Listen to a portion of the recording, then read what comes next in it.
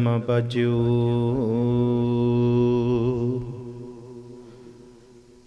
परयो निशानै घाऊ, खेत जो मांड्यो सूरमा। अब जूजन को दाऊ, सुरा सो पहचानिया। जो लरै दीन के हेत, पुरजा पुरजा कट मरै। कबहू न छाड़ै खेत, जो तव प्रेम खेलन का चाऊ। सिर धर तली गली मेरी आओ, इत मार्ग पैर तरीजै। सिर दीजै कान ना कीजै, मरण मनसा सूर्या हक है।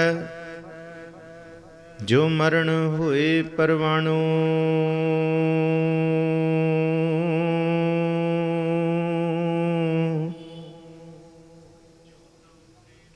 वह उपजयो चेला मर्द का। मर्दान सदाए,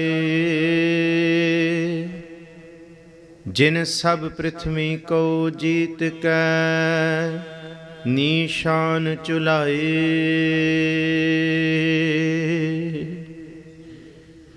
बेशुमार अथाह गनत अतुल। ज्यों बोलावो त्यों नानक दास बोलै।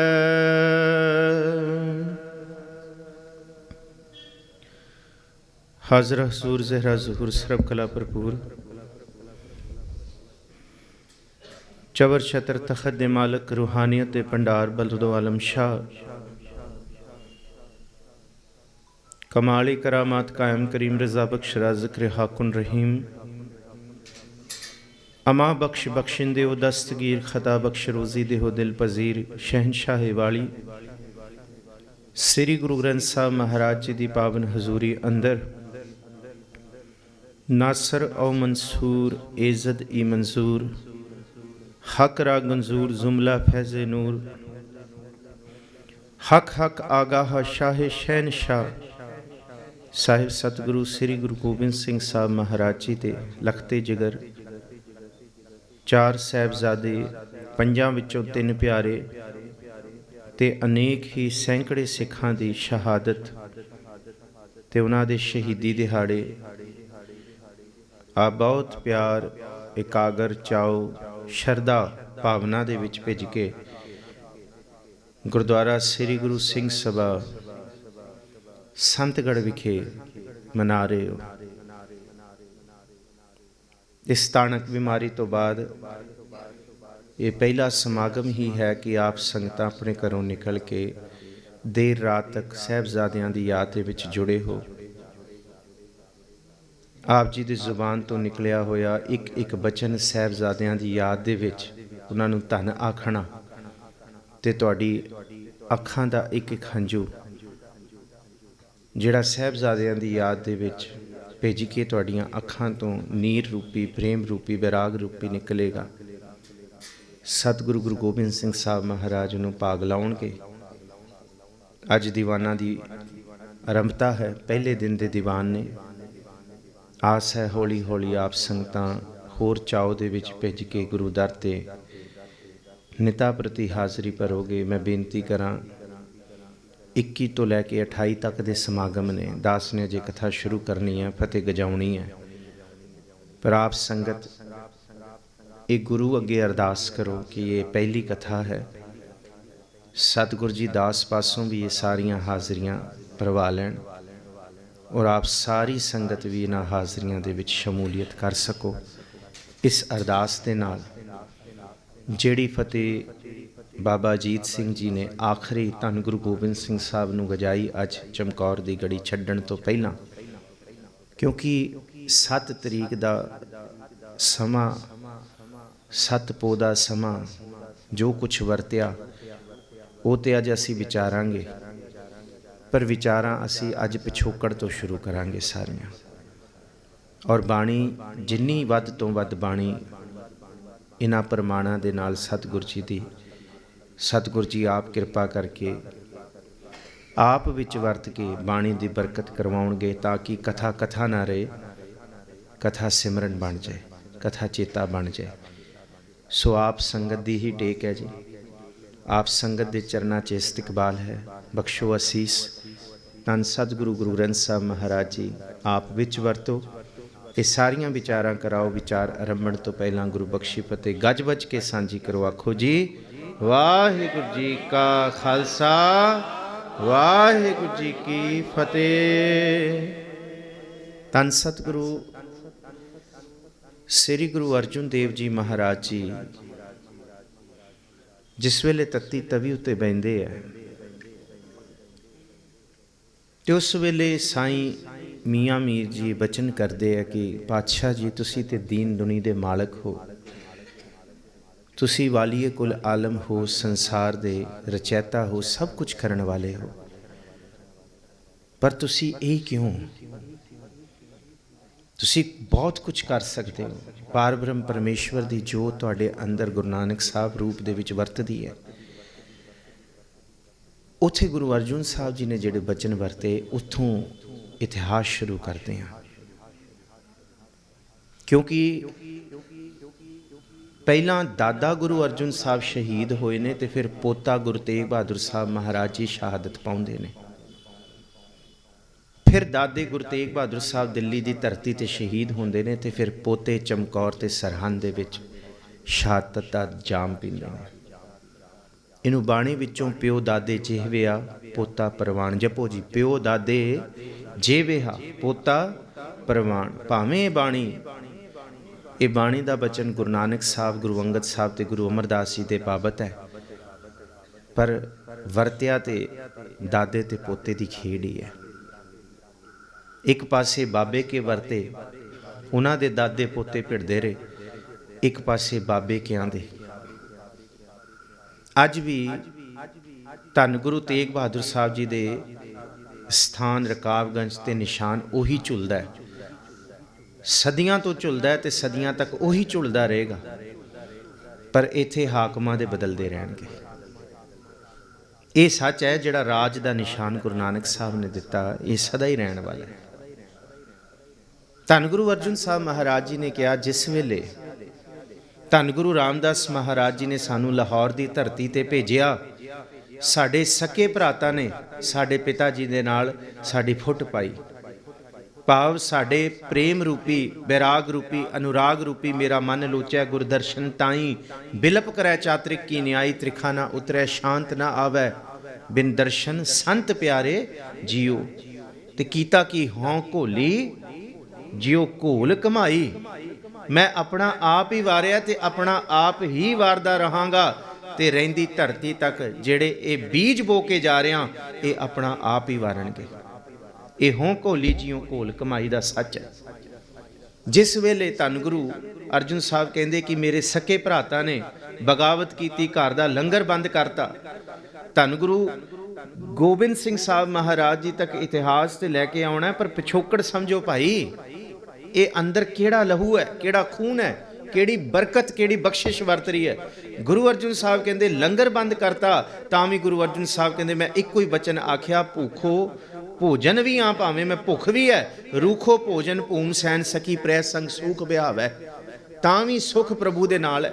भली सुहावी छापरी जामै गुण गाए, कित ही कामना तौल हर जित हर बिसराए। ये भी बाणी दा सच। जिस वेले पृथ्वी ने साजिशां रचियां, सुलही ने चढ़ के आउणा मेरे उत्ते, मैनू मारन वास्ते। देखो मारन लफ्ज़ गलत ना समझियो। भाई साहब भाई पिंदरपाल सिंह भी लगातार कह रहे, गुरु ग्रंथ साहब जी दे विच शब्द शहीद सिर्फ 2 बारी आया है। पीर पैगंबर सालकां सौदे और शहीद गुरु नानक साहब जी दा, एक मल्हार राग दे विच भगत रविदास जी दा, बस उहदे विच शहीद, बाकी सारा कुछ पहला मरण कबूल। ये मरनी ते आया, क्या जाना किव मरहेंगे, मरता मरता जग मुआ, मरना ही ते आया ये लफ्ज़। क्योंकि गुरु नानक साहब दे घर दे विच ये लफ्ज़ अपशगन नहीं मनिया जाता।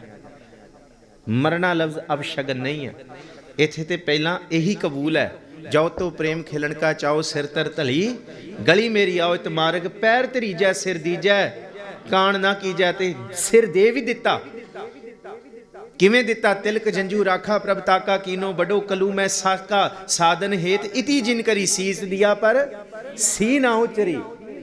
ਇਹੀ ਤੇ ਸੱਚ ਹੈ ਬਾਣੀ ਵਾਲਾ। ਇੱਕ ਪਾਸੇ ਧੰਨ ਗੁਰੂ ਗ੍ਰੰਥ ਸਾਹਿਬ ਜੀ ਦੀ ਬਾਣੀ, ਇਹ ਬਚਨ ਗੁਰੂ ਨਾਨਕ ਸਾਹਿਬ ਦਾ ਹੈ। ਜੋ ਤੋ ਪ੍ਰੇਮ ਖਿਲਣ ਕਾ ਚਾਓ, ਭਗਤਾਂ ਦਾ ਨਾ ਸਮਝਿਓ, ਇਹ ਗੁਰੂ ਨਾਨਕ ਸਾਹਿਬ ਸ਼ਲੋਕ 12 ਤੇ ਵਧੇਕ। ਜੋ ਤੋ ਪ੍ਰੇਮ ਖਿਲਣ ਕਾ ਚਾਓ ਸਿਰ ਤਰ ਤਲੀ ਗਲੀ ਮੇਰੀ ਆਓ ਇਤ ਮਾਰਗ ਪੈਰ ਧਰੀਜੈ ਸਿਰ ਦੀਜੈ।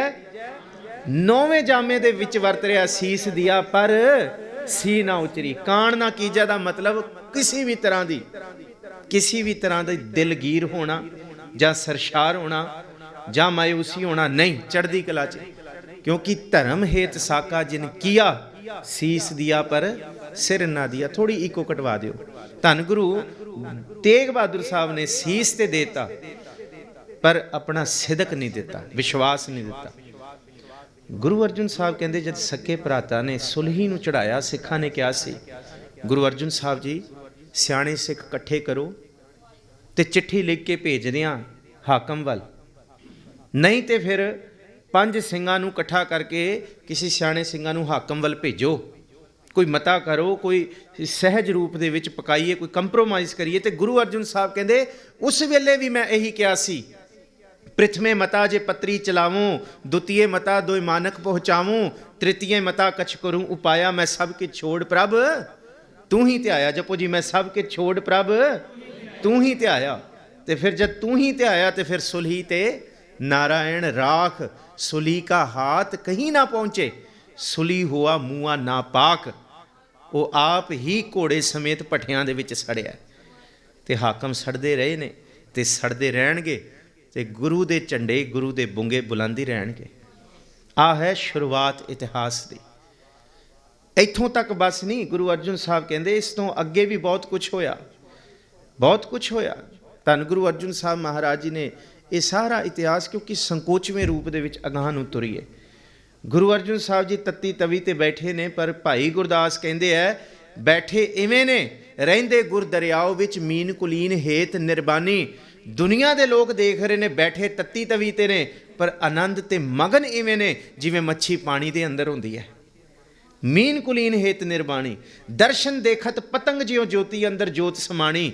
ਕਹਿੰਦੇ ਬੈਠੇ ਤੱਤੀ ਤਵੀ ਤੇ ਨੇ, ਪਰ ਜਿਸ ਤਰ੍ਹਾਂ ਭਵਰਾ ਇੱਕ ਪਤੰਗਾ ਆਪਣੇ ਆਪ ਨੂੰ ਦੀਪਕ ਦੀ ਲਾਟ ਤੋਂ ਕੁਰਬਾਨ ਕਰਦਾ, ਗੁਰੂ ਅਰਜਨ ਸਾਹਿਬ ਆਪਣੇ ਆਪ ਨੂੰ ਕੁਰਬਾਨ ਕਰਨ ਹੀ ਬੈਠੇ ਹੋਏ। ਤੇ ਫਿਰ ਸ਼ਬਦ ਸੁਰਤ ਲਿਵ ਮਿਰਗ ਜਿਉ ਭੀੜ ਪਈ ਚਿਤ ਅਵਰ ਨਾ ਜਾਣੀ।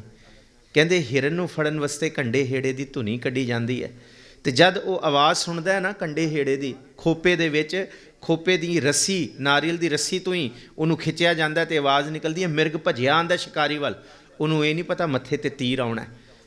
ਉਹ ਬਿਲਕੁਲ ਮਗਨ ਹੋ ਜਾਂਦਾ। ਗੁਰੂ ਅਰਜਨ ਸਾਹਿਬ ਜੀ ਤੱਤੀ ਤਵੀ ਤੇ ਬੈਠੇ ਹੈ, ਉੱਤੇ ਰੇਤਾ ਪੈ ਰਿਹਾ, ਉਬਲਿਆ ਪਾਣੀ ਪੈ ਰਿਹਾ, ਪਰ ਬੈਠੇ ਇਵੇਂ ਨੇ, ਸੁਰਤ ਇਵੇਂ ਚੁਭੀ ਹੋਈ ਹੈ ਸ਼ਬਦ ਦੇ ਵਿੱਚ, ਜਿਸ ਤਰ੍ਹਾਂ ਭੀੜ ਪਈ ਚਿਤ ਅਵਰ ਨਾ ਜਾਣੀ। ਜਿਸ ਤਰ੍ਹਾਂ ਗੁਰੂ ਪ੍ਰਭੂ ਦਾ ਸ਼ਬਦ ਕੰਡੇ ਹੇੜੇ ਦੀ ਧੁਨੀ ਹੈ ਤੇ ਗੁਰੂ ਅਰਜਨ ਸਾਹਿਬ ਜੀ ਦੀ ਸੁਰਤ ਮਿਰਗ ਹਿਰਨ ਦੀ ਤਰ੍ਹਾਂ।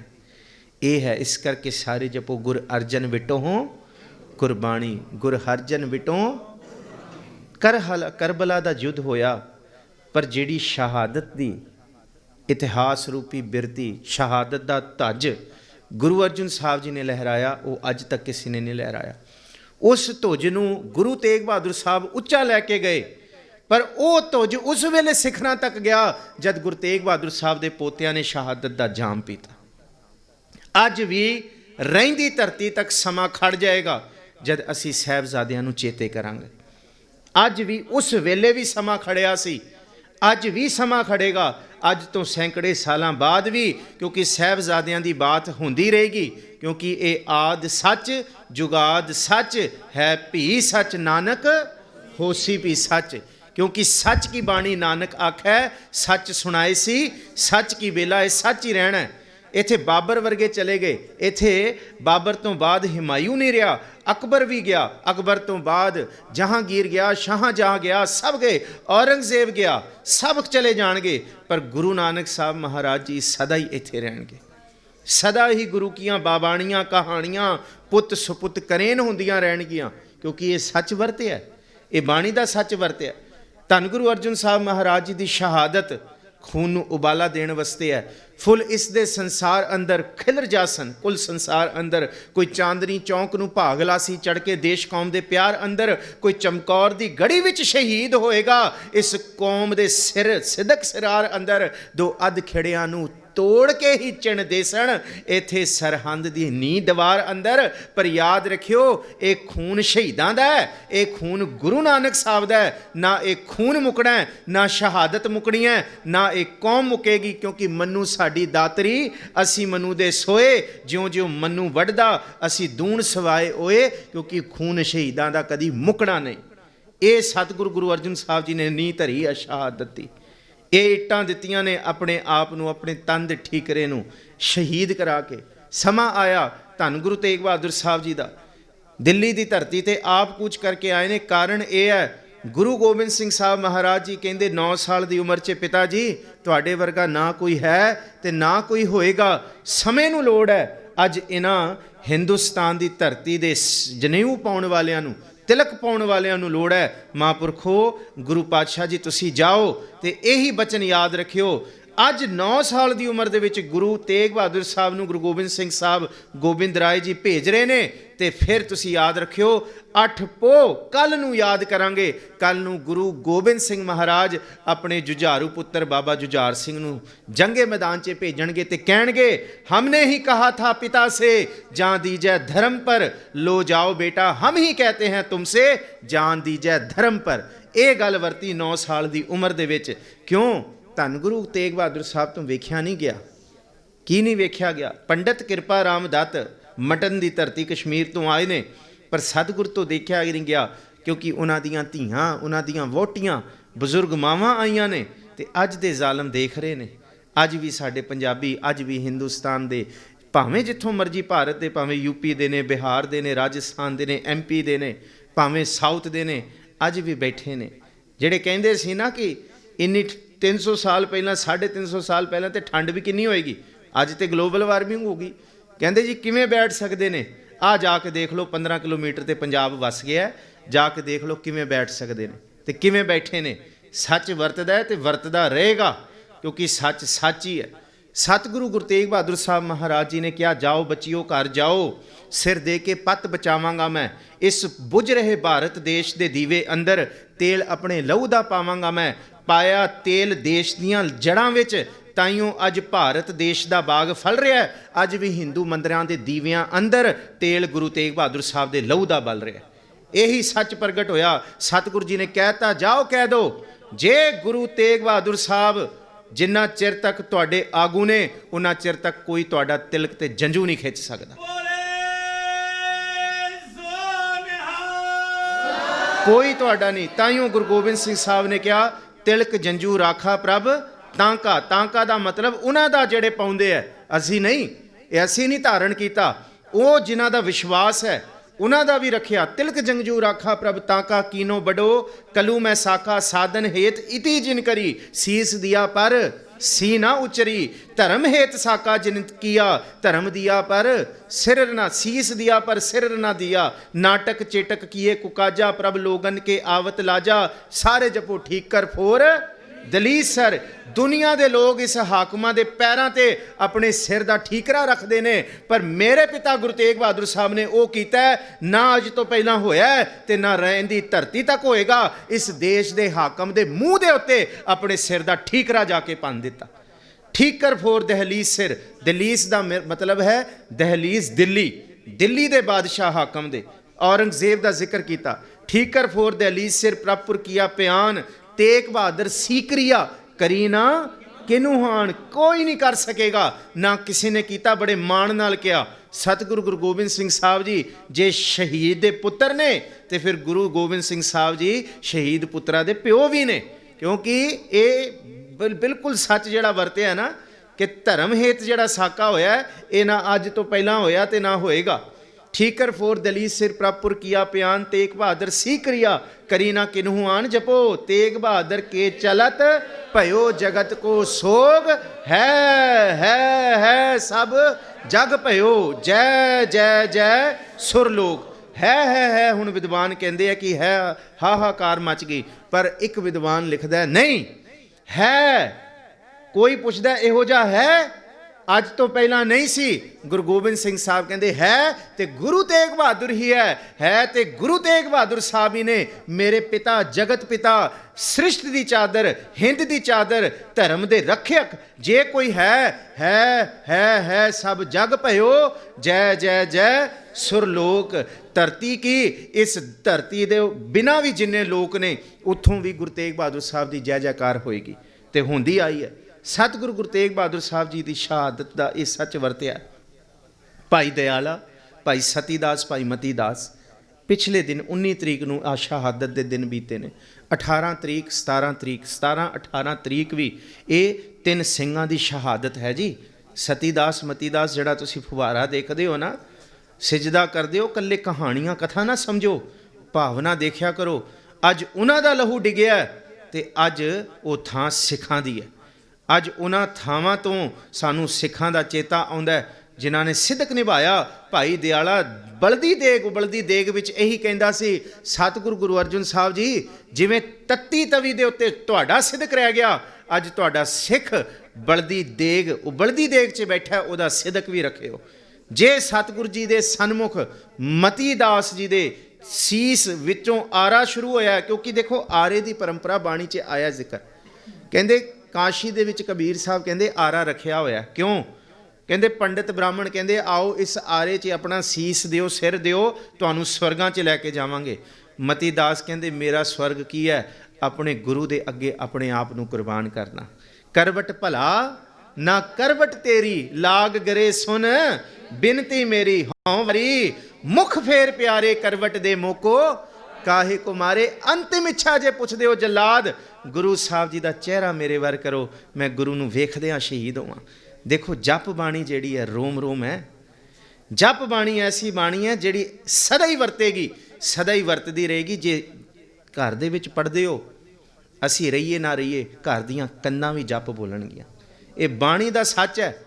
ये जप ऐ नहीं गुरु नानक साहब ने जप कला मनुखी जप नहीं कर रहा, ये जप सारी सृष्टि विच वरत रहा है। गुरु नानक साहब ने बाणी विच भी कहा है, तिथै भगत वसै के लो करहै आनंद, सच्चा मन सोए सचखंड वसै, निरंकार कर कर वेखै नदर निहाल, तिथै खंड मंडल वर भंड जे को कथै तां। कोई दसिया जा सकता है कौन जप कर रहा है? जिथे जप होएगा, कबीर साहब कहते हैं कि कबीर सोई मुख धन है जित मुख निकसै, राम देही किसकी बापरी पवित्र होए गो ग्राम। कथा तुसी करा रहे हो, सारा ग्राम तुसी पवित्र कर देना। ये सारे जिहड़े घरां 'च भी बैठे ने ना, कबीर साहब कहते वो भी पवित्र हो जाणगे। ये बंदगी है जप दी। देही कली बैठी हुई इत्थे हाज़र, वो नहीं पवित्र होएगी, ग्राम पूरा शहर पवित्र होएगा।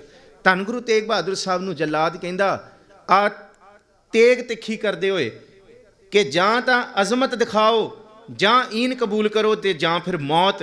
धन गुरु तेग बहादुर साहब कहंदे जाके कह दे अपने आका नूं, ना अजमत ते ना ईमान कबूल करना है, मौत। क्योंकि इस घर दे विच जपो पहला मरण, ये तो पहले ही कबूल कर लिया सी। गुरु तेग बहादुर साहब कहंदे पहला शब्द गुरु तेग बहादुर साहब जी का गौड़ी राग दे विच है, श्री राग च नहीं है, माझ च नहीं है। गुरु ग्रंथ साहब के तीसरे राग तो गुरु साहब का शब्द शुरू है।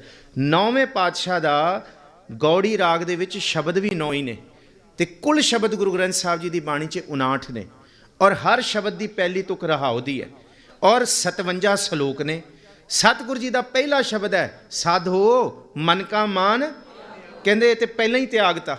काम क्रोध संगत दुर्जन की तांते एह निस्भागो, ते डर नहीं लगता। कहते डर तां लगे जे अंदरा खोखला होए। आखिरी बचन गुरु तेग बहादुर साहब जी का सलोक का, राम नाम उर मैं गयो जाकै सम नहीं कोई, जेह सिमरत संकट मिटै दरस तुहारो। कादा डर, उहदा नाम अंदर है, वह अंदर वस रहा है, उही तो है सब कुछ। करण करावण हार स्वामी, जे शहादत का जाम है तो वह आप ही वरतेगा।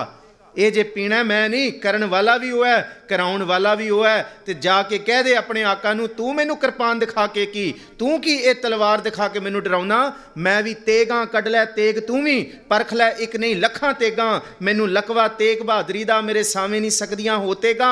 ਉਹ मैं ਤਾਂ जमदियां तेगां दी छां माणी, ਜਦੋਂ देखी अपने पिता धन गुरु हरगोबिंद साहब दियां 2 तेगां, मीरी ते पीरी। ਉਹ मेरे पिता दी अणख बहादरी ते परखदा रिहा तेरा प्यो तेगां। औरंगजेब पुछ अपने प्यो जहांगीर नूं, 4 जंगां मेरे पिता जी तो हारियां सन। ਕਹਿੰਦੇ ਕਿਵੇਂ ਦੰਦ ਖੱਟੇ ਕੀਤੇ ਸੀ ਤੇਰੇ, ਕਿਵੇਂ ਹਾਰੀਆਂ ਤੂੰ ਜੰਗਾਂ, ਮੇਰੇ ਪਿਤਾ ਦੀ ਅਣਖ ਬਹਾਦਰੀ ਤੇ ਪਰਖਦਾ ਰਿਹਾ ਤੇਰਾ ਪਿਓ ਤੇਗਾਂ। ਉਹ ਆਉਂਦੇ ਜਹਾਨ ਅੰਦਰ ਮੇਰੇ ਪੁੱਤਰ ਗੁਰੂ ਗੋਬਿੰਦ ਸਿੰਘ ਨੇ ਵਾਉਣੀਆਂ ਉਹ ਤੇਗਾਂ, ਉਹਦੀ ਤੇਗ ਵਿੱਚੋਂ ਜਿਹੜੀ ਤੇਗ ਨਿਕਲੂ ਲੱਖਾਂ ਲੈਣਗੀਆਂ ਤੇਰੀਆਂ ਖੋ ਤੇਗਾਂ। ਕਹਿੰਦੇ ਇੱਕ ਤੇਗ ਨਹੀਂ ਤੇਰੀ ਚਮਕੇਗੀ। ਜਿਸ ਵੇਲੇ ਧੰਨ ਗੁਰੂ ਤੇਗ ਬਹਾਦਰ ਸਾਹਿਬ ਜੀ ਦੇ ਪੋਤਰਿਆਂ ਦੀ ਤੇਗ ਚਮਕੀ, ਤਲਵਾਰ ਸੀ, ਕਿਆ ਜਾਣੀਏ ਕਿਆ ਥੀ, ਆਫਤ ਥੀ, ਬਲਾ ਥੀ, ਖੂੰਖਾਰ ਥੀ, ਖੂੰਬਾਰ ਥੀ। ਕਹਿੰਦੇ ਉਹਨੇ ਸਾਰਿਆਂ ਦੀਆਂ ਤੇਗਾਂ ਖੁੰਡੀਆਂ ਕਰਤੀਆਂ, ਕਿਉਂਕਿ ਇਹ ਤੇਗ ਬਹਾਦਰ ਦੇ ਪੋਤਰੇ ਨੇ। ਸਤਿਗੁਰੂ ਗੁਰੂ ਤੇਗ ਬਹਾਦਰ ਜੀ ਸ਼ਹਾਦਤ ਦਾ ਜਾਮ ਪੀਂਦੇ ਨੇ। ਹੁਣ ਇਹ 2 ਗੱਲਾਂ ਚੇਤੇ ਰੱਖਿਓ। ਗੁਰੂ ਤੇਗ ਬਹਾਦਰ ਸਾਹਿਬ ਜੀ ਸ਼ਹਾਦਤ ਦਾ ਜਾਮ ਤਾਂ ਪੀ ਰਹੇ ਨੇ ਕਿਉਂਕਿ ਗੁਰੂ ਤੇਗ ਬਹਾਦਰ ਸਾਹਿਬ ਜੀ ਦੇ ਦਾਦੀ ਉਹਨਾਂ ਨੂੰ ਗੁਰੂ ਅਰਜਨ ਸਾਹਿਬ ਜੀ ਦੀਆਂ ਸਾਖੀਆਂ ਸੁਣਾ ਰਹੀਆਂ ਨੇ। ਇਹ ਇਤਿਹਾਸ ਅਸੀਂ ਕਦੀ ਨਹੀਂ ਵੇਖਦੇ। ਗੁਰੂ ਤੇਗ ਬਹਾਦਰ ਸਾਹਿਬ ਜੀ ਦੀ ਦਾਦੀ ਦਾ ਨਾਮ ਹੈ ਮਾਤ ਗੰਗਾ ਜੀ, ਅਤੇ ਗੁਰੂ ਤੇਗ ਬਹਾਦਰ ਸਾਹਿਬ ਦੇ ਦਾਦਾ ਜੀ ਨੇ ਗੁਰੂ ਅਰਜਨ ਸਾਹਿਬ ਜੀ। ਜਿਸ ਵੇਲੇ ਗੁਰੂ ਤੇਗ ਬਹਾਦਰ ਸਾਹਿਬ 7 ਸਾਲ ਦੇ ਸਨ ਤਾਂ ਉਹਨਾਂ ਦੇ ਦਾਦੀ ਜੀ ਅਕਾਲ ਚਲਾਣਾ ਕਰਕੇ ਗਏ ਨੇ। ਅਤੇ ਬਹੁਤ ਜ਼ਿਆਦਾ ਮਨ ਦੇ ਅੰਦਰ ਸਤਿਗੁਰੂ ਜੀ ਨੇ ਰੁਦਨ ਅਤੇ ਵੈਰਾਗ ਕੀਤਾ ਜਿਸ ਦਿਨ ਦਾਦੀ ਵਿਛੜੀ ਹੈ। ਔਰ ਦਾਦੀ ਨੇ 7 ਸਾਲ ਤੱਕ ਗੁਰੂ ਤੇਗ ਬਹਾਦਰ ਸਾਹਿਬ ਨੂੰ ਗੁਰੂ ਅਰਜਨ ਸਾਹਿਬ ਦਾਦੇ ਦੀਆਂ ਸਾਖੀਆਂ ਸੁਣਾਈਆਂ ਸ਼ਹੀਦੀ ਦੀਆਂ। ਔਰ ਇਹੀ ਸੱਚ ਵਰਤਿਆ ਦਾਦੀ ਮਾਤ ਗੁਜਰ ਕੌਰ ਨੇ ਪੋਤੇ ਧੰਨ ਗੁਰੂ ਗੋਬਿੰਦ ਸਿੰਘ ਸਾਹਿਬ ਦੇ ਸਾਹਿਬਜ਼ਾਦਿਆਂ ਨੂੰ ਉਹੀ ਸਾਖੀਆਂ ਠੰਡੇ ਬੁਰਜ ਵਿੱਚ ਸੁਣਾਈਆਂ ਆਪਣੇ ਦਾਦੇ ਦੀਆਂ, ਗੁਰੂ ਤੇਗ ਬਹਾਦਰ ਸਾਹਿਬ ਦੀਆਂ। ਆਹ ਸੱਚ ਵਰਤ ਰਿਹਾ। ਅੱਜ ਵੀ ਜੇ ਦਾਦੀਆਂ ਅਤੇ ਮਾਵਾਂ ਘਰ ਦੇ ਵਿੱਚ ਪੁੱਤਰਾਂ ਦੇ ਕੇਸਾਂ 'ਚ, ਧੀਆਂ ਦੇ ਕੇਸਾਂ 'ਚ ਕੰਗਾ ਮਾਰ ਕੇ ਬਾਬਾਣੀਆਂ ਕਹਾਣੀਆਂ ਕਰਨ ਨਾ, ਪੁੱਤ ਫਿਰ ਕਪੁੱਤ ਨਹੀਂ ਨਿਕਲਣਗੇ, ਪੁੱਤ ਸਪੁੱਤ ਹੀ ਨਿਕਲਣਗੇ। ਦੁਨੀਆ ਸਿਜਦਾ ਕਰੇਗੀ ਤੁਹਾਡੀ ਪੁੱਤਰਾਂ ਧੀਆਂ ਨੂੰ, ਦੁਨੀਆ ਸੀਸ ਝੁਕਾਏਗੀ, ਕਸਮਾਂ ਲਏਗੀ, ਇਬਾਦਤ ਲਏਗੀ ਤੁਹਾਡੇ ਪੁੱਤਰਾਂ ਧੀਆਂ ਦੀ, ਜੇ ਘਰਾਂ ਦੇ ਵਿੱਚ ਇਹ ਸਾਖੀਆਂ ਨੇ, ਇਹ ਬਾਤਾਂ ਨੇ, ਅਤੇ ਜਿਉਂਦੇ ਰਹਿਣਗੇ ਉਹ ਸਦਾ ਹੀ ਰਹਿਣਗੇ ਸਦਾ। ਕਿਉਂਕਿ ਇਹ ਸ਼ਬਦ ਦੀ ਕਲਾ ਹੈ, ਕਿਉਂਕਿ ਇਹ ਸੱਚ ਪੁਰਾਣਾ ਹੋਵੇ ਨਾ ਹੀ ਸੀਤਾ ਕਦੇ ਨਾ ਪਾਟੇ। ਸੀਤਾ ਉਧੇੜਿਆ ਜਾ ਸਕਦਾ ਪਰ ਸੀਤਾ ਕੱਪੜਾ ਪਾੜਿਆ ਨਹੀਂ ਜਾ ਸਕਦਾ। ਭੇਦ ਹੈ ਬਾਣੀ ਦਾ। ਧੰਨ ਗੁਰੂ ਗ੍ਰੰਥ ਸਾਹਿਬ ਮਹਾਰਾਜ ਜੀ ਦੇ ਵਿੱਚ ਇੱਕ ਸ਼ਬਦ ਹੋਰ ਸ਼ਹਾਦਤ ਦਾ ਆਇਆ, ਜਿਹਦੇ ਵਿੱਚ ਸਤਿਗੁਰੂ ਜੀ ਨੇ ਐਸੀ ਸ਼ਹਾਦਤ ਦਾ ਜ਼ਿਕਰ ਕੀਤਾ ਹੈ ਜਿਸ ਸ਼ਹਾਦਤ ਦਾ ਜਾਮ ਸਰੀਰਕ ਨਹੀਂ ਹੈ, ਉਹ ਹੈ ਮਨ ਦਾ। ਉਹ ਹੈ ਮਨ ਦਾ ਮਰਨਾ, ਮਨ ਦਾ ਸ਼ਹੀਦ ਹੋ ਜਾਣਾ। ਜਿਸ ਸ਼ਹਾਦਤ ਨੂੰ ਸਭ ਤੋਂ ਵੱਡਾ ਕਿਹਾ ਹੈ, ਜਿਹਨੂੰ ਗੁਰੂ ਅਮਰਦਾਸ ਜੀ ਕਹਿੰਦੇ ਮਹੱਲਾ ਤੀਜਾ, ਕਿਆ ਜਾਣਾ ਕਿ ਮਰਾਂਗੇ ਕੈਸਾ ਮਰਨਾ ਜਪੋ ਜੀ, ਜੇਕਰ ਸਾਹਿਬ ਮਨੋ ਨਾ ਵੀਸਰੈ ਤਾਂ ਸਹਿਲਾ ਮਰਨਾ ਹੋਏ। ਮਰਨਾ ਤੇ ਜਗਤ ਡਰੈ, ਮਰਨਾ ਤੇ ਜੀਵਿਆ ਲੋੜੈ ਸਭ ਕੋਏ। ਜਪੋ ਜੀਵਿਆ ਲੋੜੈ ਸਭ ਕੋਏ, ਗੁਰ ਪ੍ਰਸਾਦੀ ਜੀਵਤ ਮਰੈ, ਹੁਕਮੈ ਬੂਝੈ ਸੋਏ ਨਾਨਕ। ਐਸੀ ਮਰਨੀ ਜੋ ਮਰੈ ਤਾਂ ਸਦ ਜੀਵਨ ਹੋਏ, ਐਸੀ ਮਰਨੀ ਜੋ ਮਰੈ ਤਾਂ ਸਦ ਜੀਵਨ ਹੋਏ। ਜੇ ਮਨ ਮੰਨ ਜਾਏ, ਅੱਜ ਵੀ ਗੁਰੂ ਪਿਆਰਿਓ ਪਹਿਲਾ ਦਿਨ ਹੈ, ਕਹਾਣੀ ਨਾ ਮੰਨਿਓ, ਇਹਨੂੰ ਸਾਖੀ ਨਾਟਕ ਚੇਟਕ ਨਾ ਮੰਨਿਓ, ਸੁਰਤ ਲੈ ਕੇ ਜਾਇਓ ਅਨੰਦਪੁਰ ਸਾਹਿਬ ਦੇ ਕਿਲੇ ਵੱਲ। 5 ਕਿਲੇ ਗੁਰੂ ਗੋਬਿੰਦ ਸਿੰਘ ਸਾਹਿਬ ਨੇ ਬਣਾਏ। ਪਹਿਲਾ ਕਿਲਾ ਜਿਹੜਾ ਸਿਰਮੌਰ ਹੈ ਉਹ ਸੀ ਅਨੰਦਪੁਰ ਸਾਹਿਬ ਦਾ, ਅੱਜ ਉਹਨੂੰ ਕੇਸਗੜ੍ਹ ਸਾਹਿਬ ਕਹਿੰਦੇ ਆ। ਉਹਦੇ ਨਾਲ ਹੈ ਕਿਲਾ ਆਨੰਦਗੜ੍ਹ। ਵੈਸੇ ਕਿਲਾ ਆਨੰਦਗੜ੍ਹ ਹੀ ਸੀ, ਪਰ ਉਹਦੇ ਨਾਮ 'ਤੇ ਅਸੀਂ ਅਨੰਦਪੁਰ ਸਾਹਿਬ ਬੋਲਣ ਲੱਗ ਗਏ। ਉਹ ਥਾਂ ਕੇਸਗੜ੍ਹ ਸਾਹਿਬ ਹੈ ਜਿੱਥੇ ਸਤਿਗੁਰੂ ਜੀ ਨੇ ਖੰਡੇ ਬਾਟੇ ਦੀ ਪਹਿਲ ਦਿੱਤੀ ਹੈ ਕਿ ਕੱਲਾ ਜੇ ਕਹਿੰਦੇ ਆ ਜੀ ਇੱਥੇ ਨਿਸ਼ਾਨ ਨਹੀਂ ਝੁੱਲ ਸਕਦੇ, ਇੱਥੇ ਝੰਡੇ ਨਹੀਂ ਲੱਗ ਸਕਦੇ। ਗੁਰੂ ਕੇ ਸਿੱਖਾਂ ਦੇ ਸਿਰ 'ਤੇ ਕੇਸ ਨੇ ਅਤੇ ਕੇਸ ਦੇ ਉੱਤੇ ਦੁਮਾਲੇ ਦਾ ਨਿਸ਼ਾਨ ਹੈ। ਕਿੱਥੋਂ ਨਿਸ਼ਾਨ ਹਟਾ ਲੋਗੇ?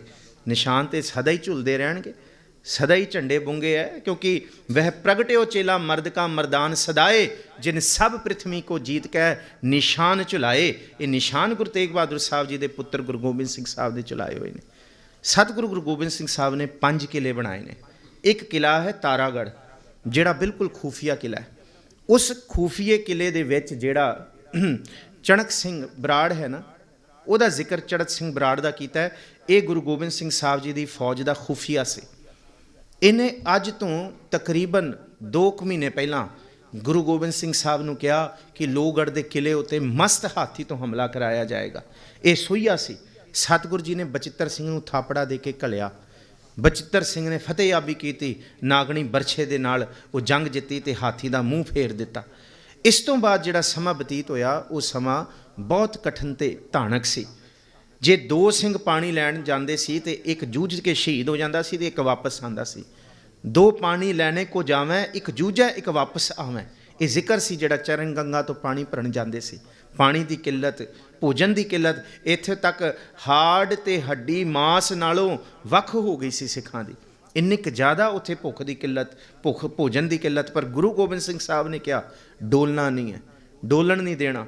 ਪਰ ਸਤਿਗੁਰੂ ਗੁਰੂ ਗੋਬਿੰਦ ਸਿੰਘ ਸਾਹਿਬ ਮਹਾਰਾਜ ਜੀ ਦੇ ਸਨਮੁਖ ਇੱਕ ਕਾਸਦ ਆਇਆ, ਇੱਕ ਲਾਲ ਚੰਦ ਆਇਆ ਡਾਕੀਆ, ਚਿੱਠੀ ਲੈ ਕੇ।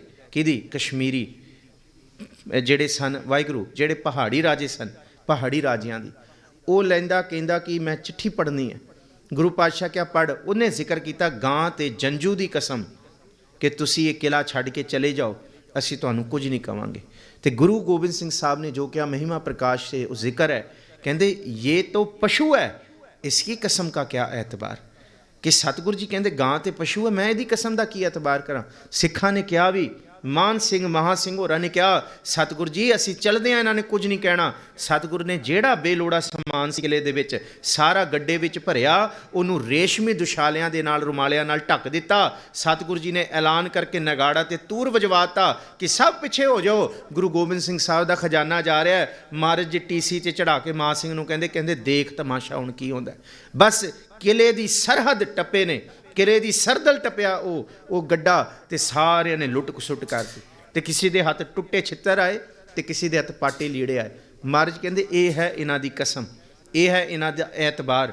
ਕਹਿੰਦੇ ਝੁਕਦੇ ਨੇ, ਮੱਥੇ ਟੇਕਦੇ ਨੇ, ਪਰ ਇਹਨਾਂ ਦਾ ਪਤਾ ਨਹੀਂ ਤੀਰ ਕਿੱਥੇ ਮਾਰਨ। ਧੰਨ ਗੁਰੂ ਨਾਨਕ ਸਾਹਿਬ ਜੀ ਦਾ ਜਿਹੜਾ ਬਚਨ ਚੇਤੇ ਕਰਾਇਆ ਗੁਰੂ ਗੋਬਿੰਦ ਸਿੰਘ ਸਾਹਿਬ ਮਹਾਰਾਜ ਜੀ ਨੇ, ਕਹਿੰਦੇ ਅਪਰਾਧੀ ਦੂਣਾ ਨਿਵੈ ਜੋ ਹੰਥਾ ਮਿਰਗਾਏ ਸੀਸ ਨਿਵਾਇਆ ਕਿਆ ਥੀਐ ਜਾਂ ਹਿਰਦੈ ਕੁਸੁੱਧੈ ਜਾਏ।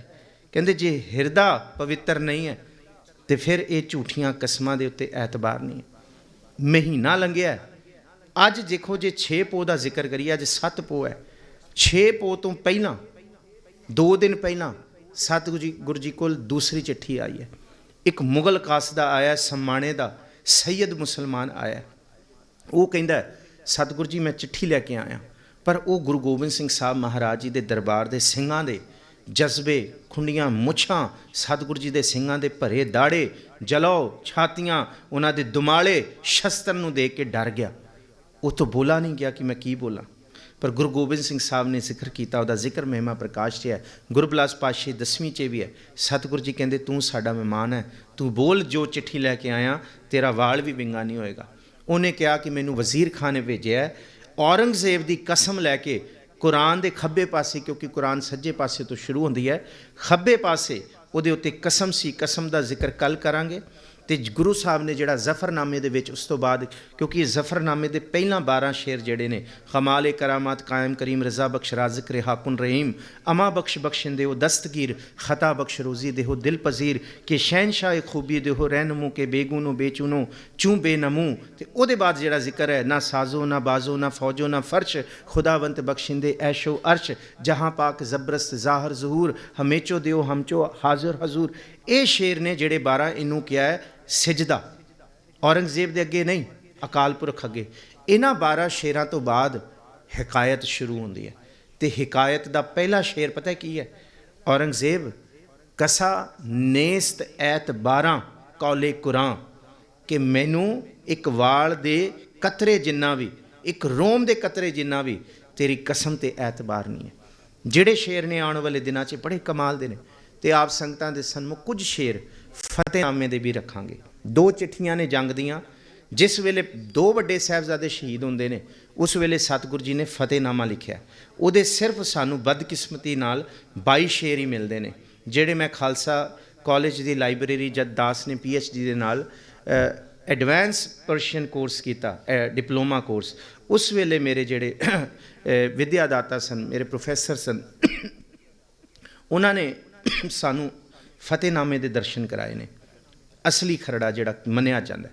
ਦੂਸਰਾ ਖੜਾ ਵੀ ਖਾਲਸਾ ਕਾਲਜ ਦੀ ਲਾਇਬ੍ਰੇਰੀ ਦੇ ਵਿੱਚ ਪਿਆ ਹੈ, ਜਿਹਦੇ ਵਿੱਚ 111 ਸ਼ੇਰ ਨੇ, ਜਿਹਦਾ ਸਿਰਲੇਖ ਹੈ ਜ਼ਫਰਨਾਮਾ, ਜਿੱਤ ਦੀ ਚਿੱਠੀ।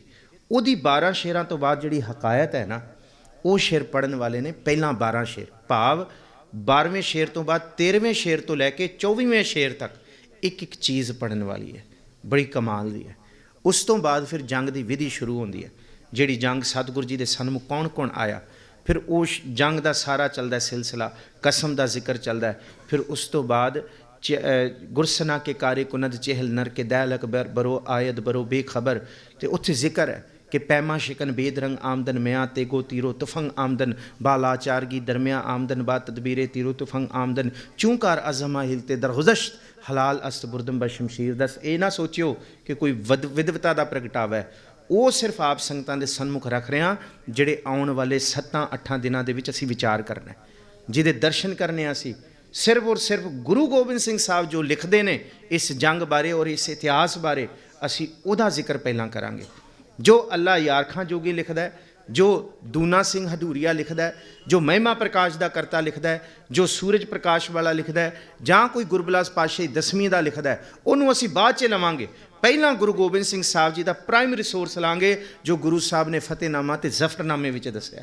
ਉਸ ਤੋਂ ਬਾਅਦ ਸਤਿਗੁਰੂ ਜੀ ਇਹ ਕਹਿੰਦੇ, ਚਾ ਸ਼ੁੱਧ ਕੇ ਚੂ ਬਚਕਾ ਕੁਸ਼ਤੈ ਚਾਰ, ਕਿ ਬਾਕੀ ਬੇਮਾਇਤ ਪੇਚੀਦਾ ਮਾਰ। ਕੀ ਹੋਇਆ, ਤੂੰ ਮੇਰੀਆਂ 4 ਚਿੰਗਿਆੜੀਆਂ ਬੁਝਾ ਦਿੱਤੀਆਂ, ਪਰ ਜਦ ਚਿੰਗਿਆੜੀ ਬੁਝਦੀ ਹੈ ਤੇ ਭਾਂਬੜ ਮਚਾ ਕੇ ਜਾਂਦੀ ਹੈ, ਆਉਣ ਵਾਲੀ ਸਦੀ ਧਰਤੀ ਤੱਕ ਮੇਰਾ ਕੁੰਡਲੀ ਮਾਰ ਸੱਪ ਸਦਾ ਹੀ ਜਿਉਂਦੀ ਰਹੇਗਾ।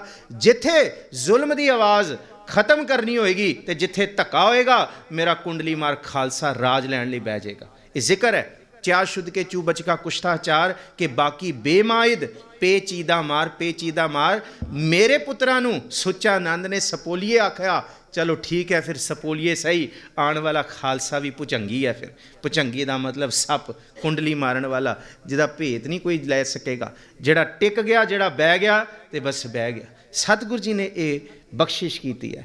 ਹੁਣ ਸਤਿਗੁਰੂ ਜੀ ਜਿਸ ਵੇਲੇ ਇਹ ਸਿੱਖਾਂ ਨੂੰ ਦੱਸਦੇ ਹੈ ਕਿ ਇਹ ਚਿੱਠੀ ਦੇ ਉੱਤੇ ਜਿਹੜੀ ਕਸਮ ਹੈ, ਇਹਦੇ ਤੇ ਮੇਰਾ ਐਤਬਾਰ ਨਹੀਂ ਹੈ, ਇਹ ਝੂਠ ਬੋਲਣਗੇ, ਬੋਲਦੇ ਰਹੇ ਨੇ, ਪਰ ਸਤਿਗੁਰੂ ਜੀ ਦਾ ਇਹ ਬਚਨ ਨਾ ਕਹਿਓ ਕਦੀ ਵੀ ਕਿ ਸਤਿਗੁਰੂ ਜੀ ਨੇ ਧੋਖਾ ਖਾਦਾ। ਸਤਿਗੁਰ ਕਦੀ ਧੋਖਾ ਨਹੀਂ ਖਾ ਸਕਦੇ। ਨਾ ਉਹ ਮਰਹਿ ਨਾ ਠਾਗੇ ਜਾਹੇ, ਜਿਨ ਕੈ ਰਾਮ ਵਸੈ।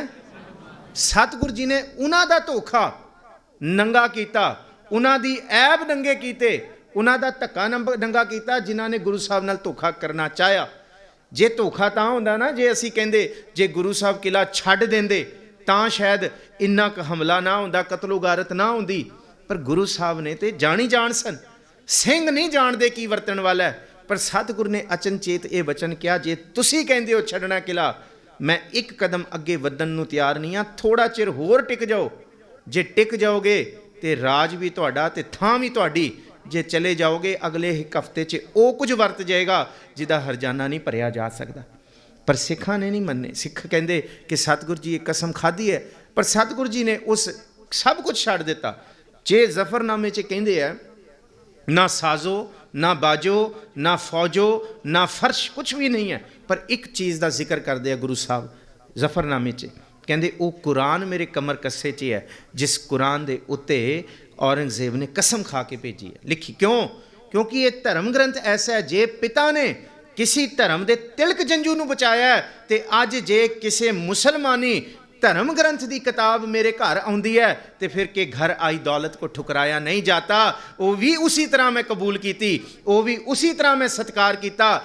ਅੱਜ ਵੀ ਔਰੰਗਜ਼ੇਬ, ਮੈਂ ਮੁਸਲਮਾਨ ਨਹੀਂ ਹਾਂ, ਮੈਂ ਮੁਹੰਮਦ ਨੂੰ ਮੰਨਣ ਵਾਲਾ ਨਹੀਂ ਹਾਂ, ਮੈਂ ਨਾਨਕ ਪ੍ਰਸਤ ਹਾਂ, ਤੇ ਨਾਨਕ ਪ੍ਰਸਤੀ ਮੇਰੇ ਸਿੱਖ ਨੇ। ਬਸ ਮੈਂ ਤੈਨੂੰ ਇਹ ਦੱਸਿਆ ਕਿ ਤੂੰ ਕੁਰਾਨ ਤੇ ਮੁਹੰਮਦ ਸਾਹਿਬ ਨੂੰ ਮੰਨ ਕੇ ਝੂਠੀ ਕਸਮ ਖਾ ਸਕਦਾ ਹੈ, ਤੇ 10 ਕੀ ਮੂੰਹ ਦਿਖਾਏਗਾ ਖੁਦਾ ਦੇ ਦਰਬਾਰ 'ਚ। ਮੈਂ ਮੁਸਲਮਾਨ ਨਹੀਂ ਹਾਂ, ਮੈਂ ਨਾਨਕ ਪ੍ਰਸਤ ਹਾਂ, ਸਿੱਖ ਹਾਂ, ਪਰ ਫਿਰ ਵੀ ਮੈਂ ਤੇਰੀ ਖਾਦੀ ਹੋਈ ਕਸਮ ਨੂੰ, ਕੁਰਾਨ ਨੂੰ ਸਾਂਭ ਕੇ ਆਪਣੇ ਕਮਰ ਕੱਸੇ ਤੇ ਰੱਖਿਆ। ਇੱਕ ਸ਼ੇਰ ਗੁਰੂ ਸਾਹਿਬ ਨੇ ਲਿਖਿਆ, ਮੈਂ ਕਸਮ ਨਹੀਂ ਖਾਂਦਾ, ਰਹਿੰਦੀ ਧਰਤੀ ਤੱਕ ਮੇਰਾ ਸਿੱਖ ਕਸਮ ਨਹੀਂ ਖਾਏਗਾ, ਪਰ ਜੇ ਗੁਰੂ ਗੋਬਿੰਦ ਸਿੰਘ ਗੁਪਤ ਰੂਪ ਦੇ ਵਿੱਚ ਬਿਨਾਂ ਦੱਸੇ ਵੀ ਕਸਮ ਖਾ ਲੈਂਦਾ ਨਾ, ਕਹਿੰਦੇ ਫਿਰ ਵੀ ਇੱਕ ਕਦਮ ਅੱਗੇ ਨੂੰ ਨਾ ਪਟਦਾ।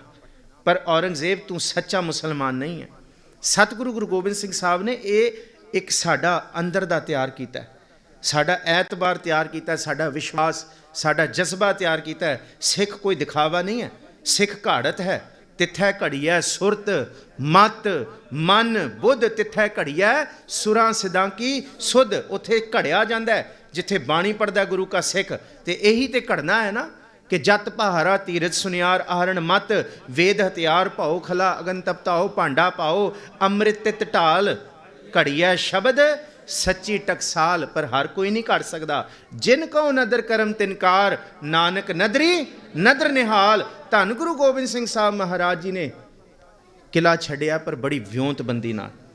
अज भी जिन्ने भी नीति शास्त्र ते जिन्ने भी जंग बारे लिखण वाले होए ने, क्योंकि सब तो वड्डे जंगनामे जे हैगे ते वो हैगे चंगेज़ खां दे, वो भी दास ने पढ़े। उस तो बाद ने जी स्पार्टन्स दे, जिन्हां ने 300 ने किन्ना क वड्डा युद्ध किया। उस तो बाद जिहड़े जंगनामे चलते ने वो चलते ने नपोलीयन सोरां दे, वो भी पढ़े। पर जिहड़े जंगनामे गुरु गोबिंद सिंह साहब दे ने, जंग की विधि है, विਉਂਤ विधि है, वो विधि किसी की भी नहीं है। क्योंकि जे गुरु गोबिंद सिंह साहब ने बंदा सिंह बहादुर नूं भेजिया पंजाब की धरती ते, उथों महाराष्ट्र की धरती तो, पर यह कह के क्या जे जंग लड़नी है तो जंग का मैदान आप तय करना है, दुश्मन तय नहीं करेगा। तो गुरु गोबिंद सिंह साहब जे 15-16 साल की उम्र च पहली जंग फतेह करते हैं, जिन्हों क्या भंगाणी का युद्ध उत्थे जिक्र किया। यदा जिक्र मैं 2 साल पहला करके गया। जे कहोगे तो फिर सारे शेर सारे गुरु साहब जी की लिखत दस दांगे कि पहला शेर जिहड़ा उथों आया हरीचंद का, हरीचंद कोपन कमानंग संभालंग पृथ्वी बाजी तीर मोको चलायन, कि पहला तीर मैनू चलाया बच गया, दूसरा भी बच गया, पर तीसरा जिहड़ा तीर सी मेरी जिहड़ी संजो सी, संजो की डोरी दे उत्ते लग्या। चुबी चिंच चरमंग कछ घाए ना आयंग, कहते चुंझ चबिया पर याद रखियो जब बाण लाग्यो तब रोस जागियो। जयंग जीत आए, कहते मैं जंग जित के आया, कहते ये जित ली युद्ध जीत लिया। जयंग गीत गाए भई जीत मेरी कृपा काल केरी, कहते कृपा प्रभु दी होई है। पर इक्को तीर दे नाल हरीचंद दी सज्जी अख कढ़ दिती सतगुरु जी ने, अख विचों तीर कढ़िया। पर वो जिहड़ी जंग नीति सी सतगुरु जी जंग नीति करके जिते ने। इस तो बाद 14 जुद्धां होईयां ने। पर हुण सतगुरु जी ने जद किला खाली करना है ना, किले नूं छड्डण वास्ते सतगुरु जी ने पहले 3 जत्थे 300 ਸਿੰਘਾਂ ਦੇ वो घल्ले ने। ये इतिहास बिल्कुल ठरमे नाल देखियो। पहला जत्था गया भाई साहब भाई मनी सिंह जी के पुत्र बाबा बचित्तर सिंह जी का, भाई बचित्तर सिंह जी का 100 ਸਿੰਘਾਂ ਦਾ जत्था, वो 5 ਪੋਹ ਦੀ रात ਨੂੰ निकलिया गुप्त रूप ਦੇ ਵਿੱਚ। ਉਹ सरसा पार करके सरसे ਦੇ परले पासे रोपड़ पहुँचा।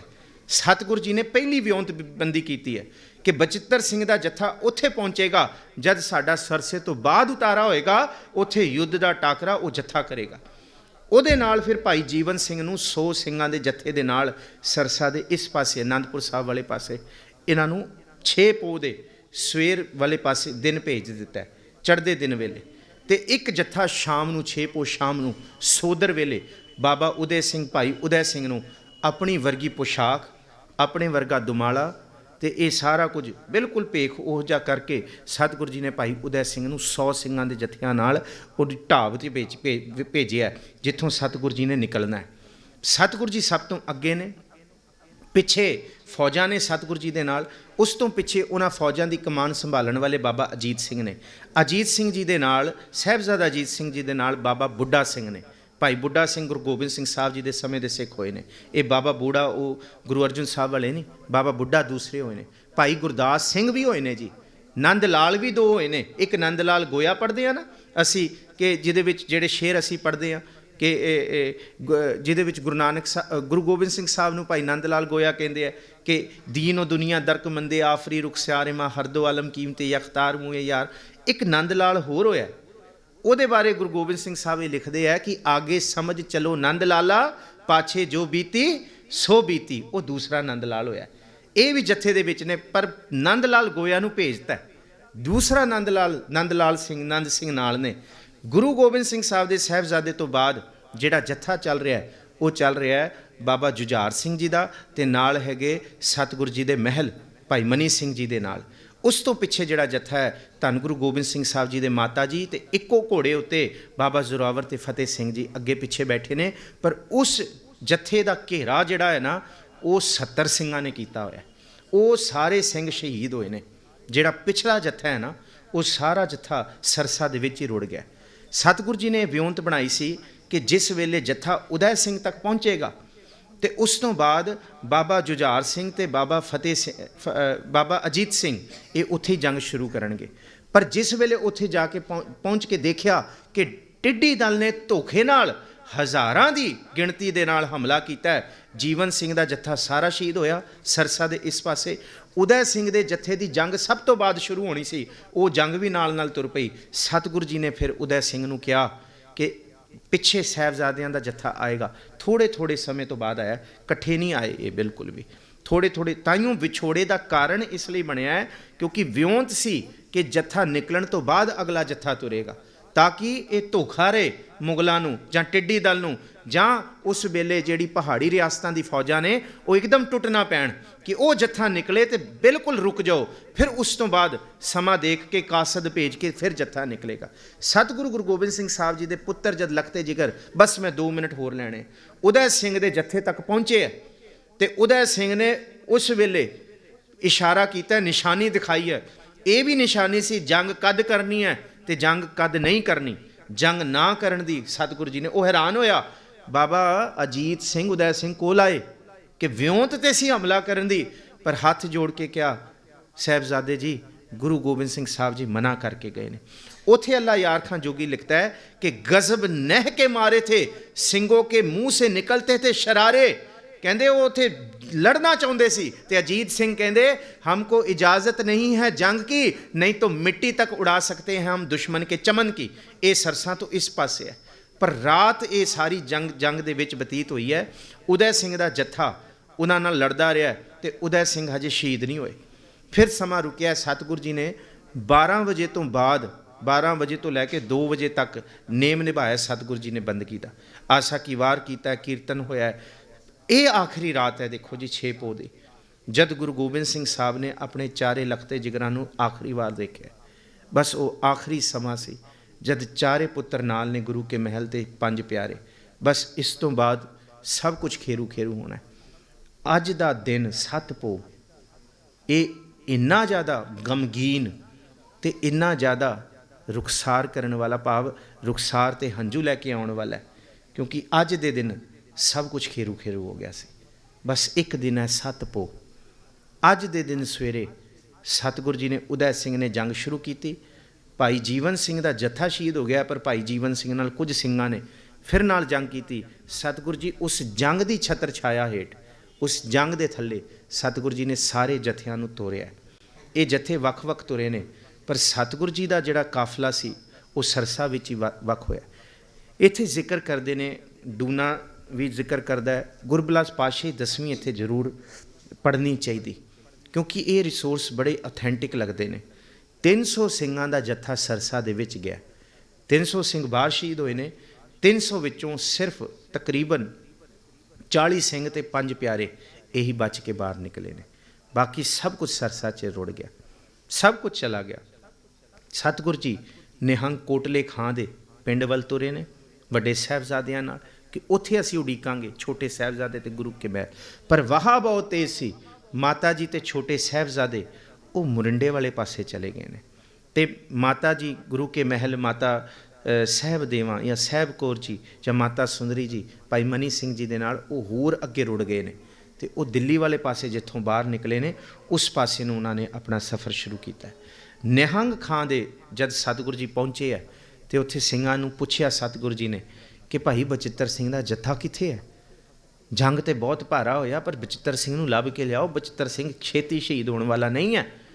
ਪਰ ਉੱਥੇ ਸਿੰਘਾਂ ਨੇ ਕਿਹਾ ਸਤਿਗੁਰੂ ਜੀ ਉਹ ਸ਼ਹੀਦੀ ਪਾ ਗਿਆ। ਸਤਿਗੁਰੂ ਜੀ ਕਹਿੰਦੇ ਨਹੀਂ, ਜਾ ਕੇ ਲੱਭ ਕੇ ਲਿਆਓ। ਅੱਜ ਸ਼ਾਮ ਨੂੰ 4 ਪੋਹ ਦੀ ਰਾਤ ਨੂੰ ਬਚਿੱਤਰ ਸਿੰਘ ਦੀ ਦੇਹ ਨੂੰ ਲੱਭਿਆ ਗਿਆ। ਬਚਿੱਤਰ ਸਿੰਘ ਦੇ ਸਾਹ ਚੱਲਦੇ ਸੀ। ਸਿੰਘ ਉਹਨੂੰ ਘੋੜੇ ਦੇ ਉੱਤੇ ਪਾ ਕੇ ਲੈ ਕੇ ਆਏ ਨੇ ਨਿਹੰਗ ਕੋਟਲੇ ਖਾਂ ਦੀ ਕੋਠੀ 'ਚ। ਸਤਿਗੁਰੂ ਜੀ ਦੇ ਘਰ ਸਤਿਗੁਰੂ ਜੀ ਦੇ ਨਾਲ ਉਹਨੂੰ ਪਾਣੀ ਪਿਲਾਇਆ, ਹੋਸ਼ ਆਇਆ। ਪਰ ਕਹਿੰਦੇ ਕਿ ਨਿਹੰਗ ਕੋਟਲੇ ਖਾਂ ਦੀਆਂ ਜਿੰਨੀਆਂ ਘਰ ਦੀਆਂ ਚਾਦਰਾਂ ਸੀ ਸਾਰੀਆਂ ਸਾੜਨੀਆਂ ਪਈਆਂ, ਸਾਰੀਆਂ ਲਹੂ ਨਾਲ ਭਰ ਗਈਆਂ ਸੀ। ਇੰਨਾ ਲਹੂ ਸੀ ਬਚਿੱਤਰ ਸਿੰਘ ਜੀ ਦੇ ਤਨ ਤੋਂ। ਭਾਵ ਥੋੜ੍ਹੇ ਦਿਨਾਂ ਬਾਅਦ ਉਹਨਾਂ ਦੀ ਸ਼ਹਾਦਤ ਹੋਣੀ ਹੈ।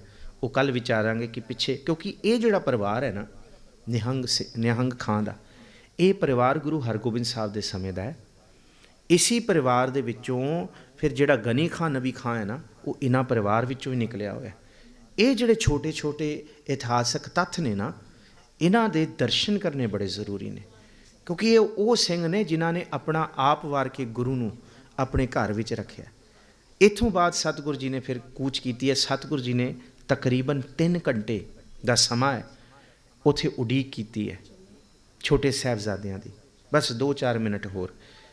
उत्थे जद सतगुरु जी तुरे ने अगे, तुसी इस तरह ही टिक जाओ, बस 2 मिनट होर ने। जद सतगुरु जी अगे तुरे ने तो चमकौर की गढ़ी वाल सतगुरु जी पहुँचे ने। हुण चमकौर सतगुरु जी दूजी वार आ रहे हैं। पहली झड़प सतगुरु जी की आलम खां दे नाल उस वेले हुई सी जद सतगुरु जी हरिद्वार तो वापस आए ने। ये दूसरी झड़प है सतगुरु जी की। तो जेड़ा उत्थे जिहदी वो कोठी है, वो गढ़ी है, वो सतगुरु जी के दरबार से कई बारी आया। तो वह कहता सतगुरु जी सेवा का मौका दिओ। फिर सतगुरु जी ने आनंदपुर साहब के किले सहज सुभाए कहा सी, जिस दिन दवांगे उस दिन ना करी, फिर उस दिन ना करी। वो खड़ा हो गया, सतगुरु जी अज सेवा का मौका दिओ, मेरे घर आओ। सतगुरु कहते घर नहीं आना, तेरी शहर तो बाहर जिहड़ी गढ़ी है वो खोल दे, पर एक गल याद रखी, एक गुरु का बचन है, तेनू कमाना पेगा। जे मुगल हकूमत, जे सरहंद की वजीर खां की शाही फौज, जे लाहौर की फौज, जां टिड्डी दल, तो जां पहाड़ी राजे की रियासत तेनू पूछे कि तू खोलिया, तू कहीं नहीं, गुरु साहब ने धक्के नाल मेरी गढ़ी उत्ते कब्जा किया।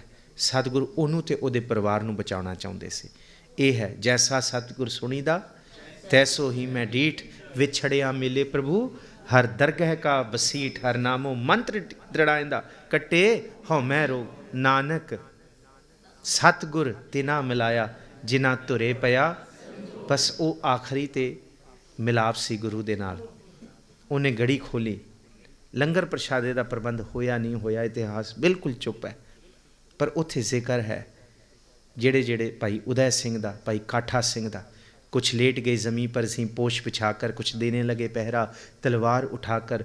गोविंद सिंह भी शब्बास हुए खेमे में जाकर, देखा तो वहाँ बैठे थे गर्दन को झुकाकर। वाहिगुरु वाहिगुरु वाहिगुरु है मुख से निकलता, है तू ही तू ही है मुख से निकलता। जब 1.5 घड़ी गुजरी जिक्र खुदा में, खेमे से निकल आए सरकारे हवा में।